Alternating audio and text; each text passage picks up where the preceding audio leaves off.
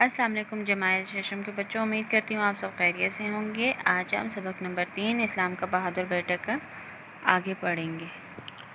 حضرت عمر فاروق رضی اللہ تعالیٰ عنہ نے ان کو عراق کی طرف جہاد کے لیے بھیجے جانے والے لشکر کا سپہ سالار بنا کر بھیجا۔ اس زمانے میں عراق کے بہت سے علاقے ایرانیوں کے قبضے میں تھے۔ حضرت سعد بن ابی وقاص رضی اللہ تعالیٰ عنہ نے ایرانیوں کو شکست فاش دے کر کچھ ہی عرصے میں عراق فتح کر لیا۔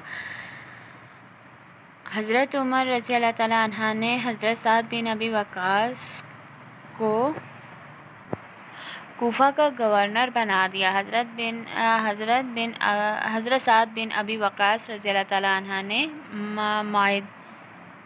مدائن کو حکومت کا مرکز بنایا، سارا علاقے کی مردم شماری کرائی، زمین کی پیمائش کرائی، چھوٹی چھوٹی نہریں کھدوا کر کھیتوں کو پانی دینے کا عمدہ انتظام کروایا، بہت سے پل، مسافر خانے اور مدرسے بنوائے، مختلف ہنرمندوں کے لیے وظائف مقرر کیے، فوجیوں کے لیے تنخواہ اور رسد کا اعلیٰ انتظام کیا۔ مختصر عرصے میں ہر طرف امن و امان اور خوشحالی کا دور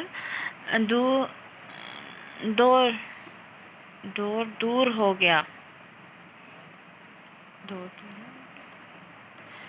حضرت سعد بن ابی وقاص رضی اللہ تعالیٰ عنہ 26 ہجری کو کوفہ کی گورنری سے فارغ ہوئے اور ملک کی سیاست کے لیے بالکل الگ تھلگ ہو کر مدینہ کی ایک وادی عقیق میں پرسکون زندگی گزارنے لگے۔ بڑھاپے کی وجہ سے وہ روز بروز کمزور ہوتے گئے، یہاں تک کہ ان کی بینائی بھی جواب دے گئی۔ 55 ہجری میں ان کا آخری وقت آن پہنچا۔ وفات سے پہلے وصیت کی کہ بدر کی لڑائی میں جو اونی کپڑے پہنے ہوئے تھے اسی میں لپیٹ کر انہیں دفن کیا جائے۔ اس کے بعد آخری سانس لی اور دنیا سے رخصت ہو گئے۔ ان کی وفات پر ہر طرف کوہرام مچ گیا۔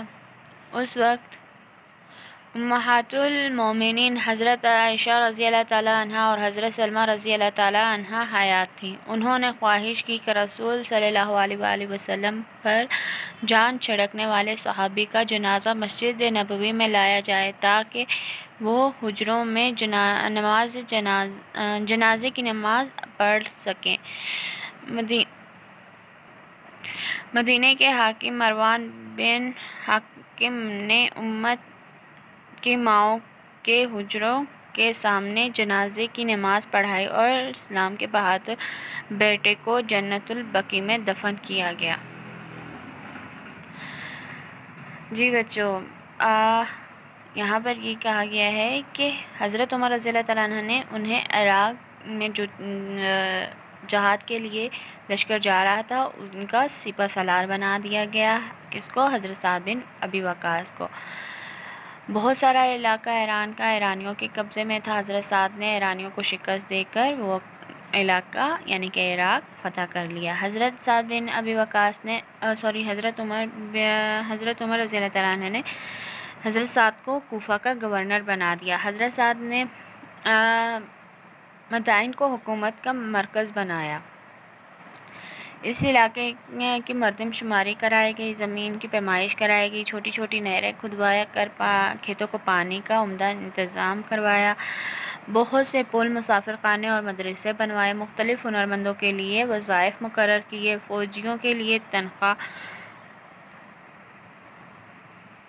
کا انتظام کیا گیا۔ مختصر عرصے میں ہر طرف خوشی ہی خوشی ہو گئی، یعنی کہ وہ دور ایسا چلا۔ پھر انہوں نے 26 ہجری